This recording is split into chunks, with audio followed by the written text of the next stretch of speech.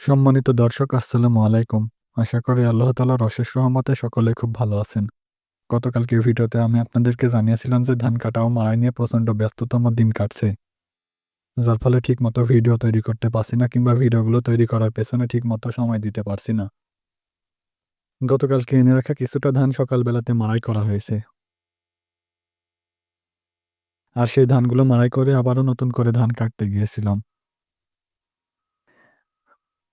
আর সেখান থেকে বাড়িতে আসতেই আবার সন্ধ্যা হয়ে গেছে। তবে সম্পূর্ণ ধানটা কাটা হয়নি। আগামীকালকে ইনশাআল্লাহ সম্পূর্ণ জমির ধান কাটা হয়ে যাবে।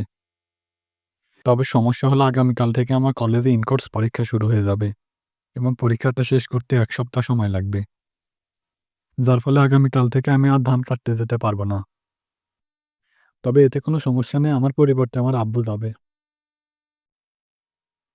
তো যেহেতু মাঠ থেকে আসতে সন্ধ্যা হয়ে গেছে এবং সন্ধ্যার পরে আমি এই ভিডিওটি তৈরি করছি এবং এখন আমাকে পরীক্ষার জন্য পড়াশোনা করতে হবে। এজন্য আপনাদের সকলের সুস্বাস্থ্য কামনা করে ভিডিওটিকে এখানে শেষ করে দিলাম।